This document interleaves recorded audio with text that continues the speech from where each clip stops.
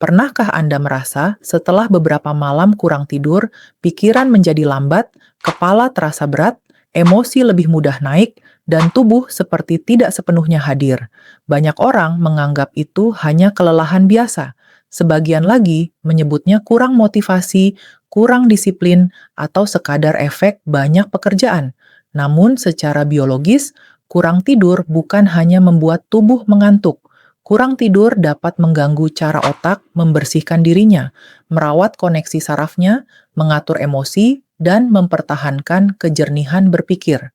Kalimat "kurang tidur" membuat otak mulai memakan dirinya sendiri memang terdengar ekstrem, tetapi ini adalah pintu masuk untuk memahami satu hal penting. Otak membutuhkan tidur untuk melakukan perawatan neurobiologis. Saat tidur terganggu terus-menerus, sistem pembersihan dan sistem perawatan otak bisa bekerja dalam mode tekanan, dan ketika tekanan ini berlangsung lama, tubuh mulai membayar harga yang tidak selalu langsung terasa hari itu juga. Hari ini, kita akan membahas sains di balik kelelahan ekstrem, brain fog, sulit fokus, perubahan mood, dan mengapa tidur sebenarnya bukan akhir dari hari Anda, tetapi fondasi kualitas hidup Anda esok hari. Sekarang kita lanjut ke bagian kedua. Saya ingin Anda memahami dulu bahwa istilah ini bukan untuk menakut-nakuti, tetapi untuk membantu kita melihat apa yang sebenarnya terjadi di dalam otak saat tubuh terlalu lama kurang tidur. Ketika dikatakan bahwa otak memakan dirinya sendiri, itu bukan berarti otak mengalami kanibalisme literal.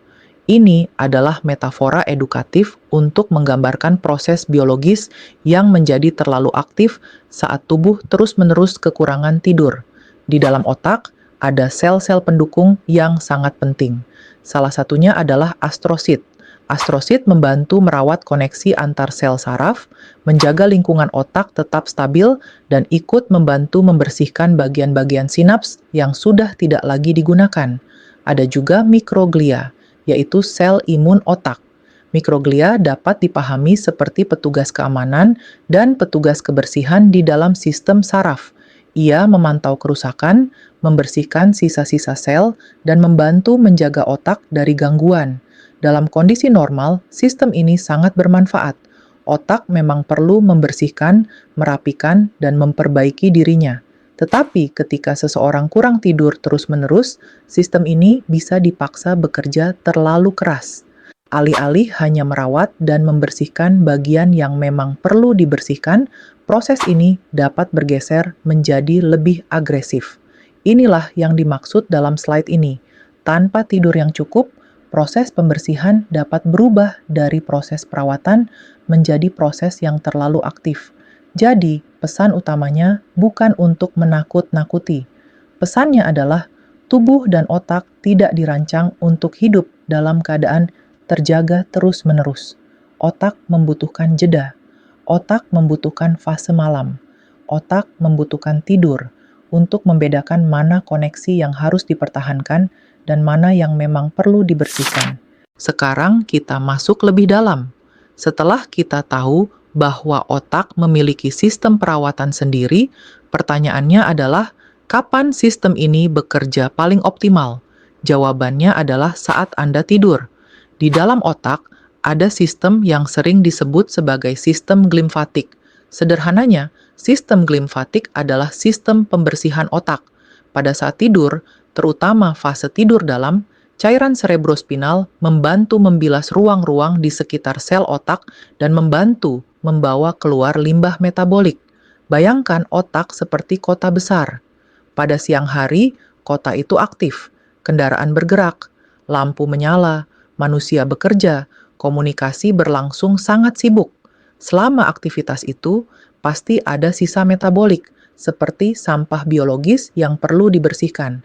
Malam hari adalah waktunya petugas kebersihan bekerja.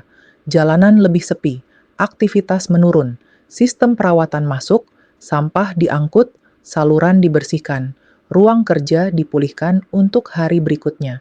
Begitu juga dengan otak. Saat Anda tidur cukup dan tidur dalam, proses pembersihan ini berjalan lebih optimal. Tetapi saat Anda kurang tidur, Apalagi jika terjadi berulang, proses clearance atau pembuangan sisa metabolik dapat terganggu.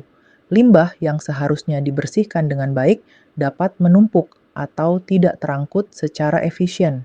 Inilah mengapa kurang tidur sering terasa bukan hanya sebagai kantuk, tetapi sebagai kepala yang penuh, pikiran yang berkabut, dan kemampuan berpikir yang menurun. Otak bukan hanya membutuhkan tidur untuk istirahat, otak membutuhkan tidur untuk membersihkan dirinya dari hasil kerja metabolik sepanjang hari. Bagian ini penting sekali karena otak bukan hanya perlu dibersihkan. Otak juga perlu menjaga koneksi-koneksi saraf yang penting untuk memori, fokus, emosi, dan kemampuan berpikir. Sekarang kita masuk ke konsep sinaps. Sinaps adalah titik komunikasi antar sel saraf.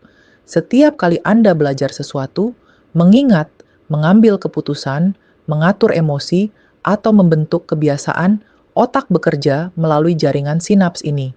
Dalam kondisi normal, otak melakukan pruning atau pemangkasan sinaps. Ini adalah proses alami. Otak akan membuang koneksi yang tidak terpakai agar sistem menjadi lebih efisien. Sama seperti merapikan ruangan, barang yang tidak diperlukan dibuang, agar ruang menjadi lebih lega dan fungsional. Tetapi masalah muncul ketika tubuh hidup dalam kondisi kurang tidur kronis. Keadaan terjaga, berkepanjangan, membuat otak seperti dipaksa merapikan ruangan dalam kondisi panik. Dan ketika proses merapikan dilakukan dalam kondisi panik, bukan hanya sampah yang bisa terbuang. Hal-hal yang penting pun bisa ikut terganggu. Itulah yang digambarkan dalam slide ini. Pemangkasan sinaps yang tidak seimbang. Dalam kondisi sehat, pruning membantu efisiensi otak. Tetapi, dalam kondisi tekanan biologis akibat kurang tidur, sistem pembersihan dapat menjadi terlalu aktif dan berisiko mengganggu koneksi saraf yang seharusnya dipertahankan. Inilah alasan mengapa tidur bukan sekadar aktivitas pasif. Tidur adalah waktu ketika otak mengatur ulang jaringan, memperkuat koneksi yang penting, dan membersihkan yang tidak dibutuhkan dengan cara yang lebih terkontrol. Jika tidur hilang, proses itu menjadi kacau. Sekarang, mungkin Anda mulai mengerti mengapa kurang tidur tidak hanya membuat mata mengantuk. Dampaknya bisa terasa langsung dalam cara Anda berpikir, bekerja, mengingat, dan merespons kehidupan sehari-hari. Ketika koneksi saraf terganggu, dampaknya tidak selalu langsung terasa sebagai penyakit besar. Seringkali ia muncul sebagai gejala sehari-hari yang dianggap biasa. Misalnya, brain fog. Brain fog adalah kondisi ketika pikiran terasa berkabut. Anda membaca sesuatu, tetapi sulit menangkap maknanya. Anda mencoba bekerja, tetapi rasanya lambat. Anda ingin fokus, tetapi pikiran mudah terpecah. Lalu muncul gejala kedua, sulit fokus. Respon menjadi lebih lambat. Pekerjaan yang biasanya sederhana terasa berat. Anda membutuhkan waktu lebih lama untuk memproses informasi. Gejala ketiga, memori kerja menurun. Memori kerja adalah kemampuan otak untuk menyimpan dan mengolah informasi jangka pendek. Contohnya, mengingat instruksi, menyusun kalimat saat berbicara, atau mempertahankan fokus saat berpindah dari satu tugas ke tugas lain. Banyak orang menyalahkan dirinya sendiri saat mengalami ini. Mereka berkata, "Saya malas. Saya tidak disiplin. Saya kurang produktif." Padahal dalam banyak kasus, ini bukan masalah karakter. Ini adalah kegagalan perangkat keras biologis akibat kurang tidur. Otak Anda bukan menolak bekerja. Otak Anda sedang kekurangan waktu pemulihan. Dan ketika otak kekurangan waktu pemulihan, sistem kognitif akan terkena dampaknya. Fokus menurun, kecepatan berpikir melambat, memori kerja terganggu, dan emosi lebih sulit dikendalikan. Jadi, sebelum menyalahkan diri sendiri, tanyakan dulu, apakah otak saya sudah diberi kesempatan untuk pulih? Lalu, mengapa saat kurang tidur, kita lebih mudah marah, lebih sensitif, atau lebih sulit mengambil keputusan dengan tenang? Ini bukan sekadar masalah emosi. Ini adalah perubahan komunikasi di dalam otak. Kurang tidur sangat memengaruhi hubungan antara pusat emosi dan pusat kontrol. Di dalam otak ada amigdala. Amigdala berperan sebagai pusat deteksi ancaman. Ia membantu kita mengenali bahaya, merespons stres, dan memicu kewaspadaan. Lalu ada prefrontal cortex. Ini adalah area otak bagian depan yang berfungsi sebagai pusat kontrol. Ia membantu kita berpikir logis, mengambil keputusan, menahan impuls, mengatur fokus, dan menenangkan reaksi emosional. Dalam kondisi tidur cukup, prefrontal cortex dapat membantu mengendalikan amigdala. Jadi, saat ada masalah, tubuh tidak langsung bereaksi berlebihan. Kita masih bisa berpikir, menimbang, dan merespons dengan lebih bijak. Tetapi ketika kurang tidur, koneksi antara prefrontal cortex dan amigdala bisa melemah. Akibatnya, amigdala menjadi lebih dominan. Kita lebih mudah merasa terancam, lebih mudah tersinggung, lebih cepat marah, lebih impulsif, lebih mudah mencari reward instan. Itulah mengapa saat kurang tidur, seseorang lebih mudah menginginkan makanan manis, kopi berlebihan, scrolling tanpa henti, atau respons emosional yang sebenarnya tidak proporsional. Bukan karena orang itu tiba-tiba berubah menjadi lemah, tetapi karena pusat kontrol otaknya sedang kehilangan daya. Jadi, ketika Anda merasa mudah marah setelah kurang tidur, itu bukan hanya persoalan mood. Itu adalah perubahan konektivitas neurobiologis antara pusat emosi dan pusat logika. Penurunan kumulatif, harga yang dibayar tubuh. Banyak orang merasa, saya masih kuat dok, saya masih bisa kerja walau tidur sedikit. Tetapi tubuh seringkali tidak langsung protes keras. Ia mencatat pelan-pelan, lalu suatu saat menunjukkan tanda kelelahan yang lebih besar. 1 malam, kurang tidur mungkin masih bisa dikejar. 2 malam, mungkin masih bisa ditoleransi. Tetapi pengabaian tidur yang berlangsung lama hampir selalu meninggalkan jejak biologis. Masalahnya, penurunan ini sering bersifat kumulatif. Ia menumpuk sedikit demi sedikit. Hari pertama, mungkin hanya mengantuk. Hari kedua, mulai sulit fokus. Minggu berikutnya, emosi lebih labil. Lalu muncul craving, nafsu makan tidak stabil, energi naik turun, produktivitas menurun, dan tubuh terasa nyeri.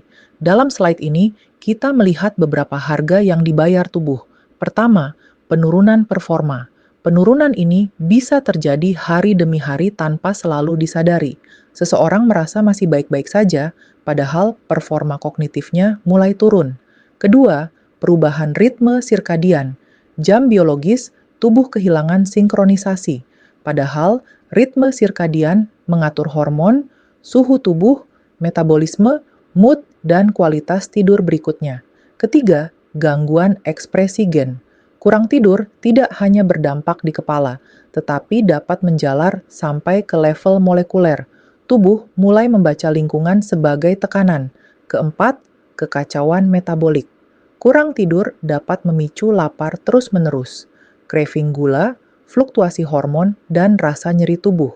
Jadi, kurang tidur bukan hanya kurang istirahat. Kurang tidur adalah gangguan sistemik yang pelan-pelan memengaruhi otak, hormon, metabolisme, emosi, dan daya pulih tubuh. Sekarang, mari kita bandingkan secara sederhana. Apa bedanya otak yang diberi cukup waktu untuk pulih dengan otak yang terus-menerus dipaksa bekerja tanpa istirahat yang layak? Pada otak yang beristirahat, sistem glimfatik bekerja lebih efisien. Limbah metabolik dibersihkan. Sinaps dirapikan secara normal. Koneksi yang tidak berguna dibuang, tetapi koneksi penting tetap dipertahankan. Regulasi emosi juga lebih stabil. Prefrontal cortex masih mampu mengendalikan amigdala. Anda bisa berpikir lebih jernih, lebih sabar, dan tidak mudah terbawa reaksi impulsif. Kecepatan kognitif juga lebih baik. Memori kerja lebih tajam. Fokus lebih mudah dikunci. Anda bisa menyelesaikan pekerjaan dengan energi mental yang lebih stabil. Secara metabolik, hormon lapar dan kenyang lebih seimbang. Tubuh tidak terus-menerus mencari gula atau reward cepat. Sebaliknya, pada otak yang kelaparan tidur, sistem pembersihan menjadi terganggu. Limbah metabolik dapat menumpuk. Proses pembersihan bisa menjadi agresif. Sinaps sehat dapat ikut terganggu. Jalur emosi dan logika melemah. amigdala lebih mudah mengambil alih. Akibatnya, seseorang menjadi lebih reaktif, impulsif, dan sulit fokus. Di sisi metabolik, craving gula meningkat, energi lebih fluktuatif, dan risiko resistensi insulin dini dapat ikut meningkat bila pola ini berlangsung lama. Inilah alasan mengapa tidur harus dipandang sebagai terapi dasar. Bukan hanya untuk orang sakit, tetapi untuk siapapun yang ingin menjaga otak, mood, hormon, metabolisme, dan performa. Langkah pemulihan, riset neurobiologis. Kabar baiknya, tubuh selalu punya kapasitas untuk pulih. Tetapi pemulihan tidak dimulai dari langkah besar yang ekstrem. Pemulihan dimulai dari sinyal kecil yang dilakukan konsisten setiap hari. Tubuh tidak meminta kesempurnaan. Tubuh meminta konsistensi. Langkah pertama adalah edukasi gaya hidup. Kita perlu belajar mendengarkan sinyal keras tubuh. Mood yang labil, tekanan darah yang mulai naik, brain fog, mudah lelah, atau keinginan makan manis yang sulit dikontrol. Itu semua bukan sekadar gangguan kecil. Itu bisa menjadi bahasa tubuh bahwa sistem mulai kelelahan. Langkah kedua adalah riset neurobiologis. Berikan kesempatan kepada prefrontal cortex untuk ribut. Artinya, otak perlu waktu tidur yang cukup, ritme yang stabil, dan malam yang lebih tenang agar pusat kontrol kembali bekerja optimal. Langkah ketiga adalah konsistensi waktu. Usahakan tidur dan bangun di jam yang relatif sama. Ritme yang konsisten membantu sistem pembersihan glimfatik, hormon melatonin, kortisol pagi, dan jam biologis tubuh kembali sinkron. Langkah keempat adalah hygiene tidur sederhana. Tidak perlu langsung sempurna. Mulailah dari mematikan layar lebih cepat, redupkan lampu, hindari percakapan emosional berat menjelang tidur, kurangi paparan cahaya biru, berikan tubuh sinyal biologis bahwa aktivitas hari ini telah selesai. Tubuh perlu belajar bahwa malam adalah waktu aman, bukan waktu untuk terus waspada, bukan waktu untuk membalas semua pesan, bukan waktu untuk terus memproses tekanan. Ketika tubuh merasa aman, sistem saraf parasimpatik lebih mudah aktif. Dan ketika sistem parasimpatik aktif, tubuh lebih mudah masuk ke mode pemulihan. Tidur bukanlah akhir dari hari Anda. Dan sebagai penutup, saya ingin Anda membawa pulang satu pesan sederhana. Tidur bukan tanda Anda berhenti produktif. Tidur adalah cara tubuh memastikan Anda tetap mampu hidup dengan jernih, stabil, dan kuat keesokan harinya. Tidur bukanlah akhir dari hari Anda. Tidur adalah perawatan utama untuk pikiran, stabilitas emosi, dan performa Anda. Tidur adalah awal dari kualitas hidup esok hari. Banyak orang mengejar produktivitas dengan mengorbankan tidur, tetapi secara biologis, itu seperti memaksa mesin bekerja tanpa pernah dirawat. Mungkin masih bisa berjalan 1 hari, mungkin masih bisa bertahan beberapa minggu, tetapi pada akhirnya, sistem akan menunjukkan tanda kelelahan. Kurang tidur bukan hanya membuat Anda mengantuk. Kurang tidur dapat mengganggu sistem pembersihan otak, melemahkan koneksi antara logika dan emosi, menurunkan fokus, mengacaukan metabolisme, dan membuat tubuh lebih reaktif terhadap stres. Jadi, malam ini jangan hanya bertanya, "Apa lagi yang harus saya selesaikan?" Tanyakan juga, apakah tubuh saya sudah diberi waktu untuk memperbaiki dirinya? Karena tubuh Anda tidak meminta Anda sempurna. Tubuh Anda meminta Anda hadir, mendengar, merawat, dan memberi ruang untuk pulih. Tidur bukan kemewahan. Tidur adalah fondasi biologis untuk otak yang jernih, emosi yang stabil, metabolisme yang lebih seimbang, dan hidup yang lebih sehat. Penjelasan lebih dalam mengenai koneksi tubuh, pikiran, dan gaya hidup dapat ditemukan di buku Mind dan Body Intelligence atau channel YouTube Mind and Body Intelligence.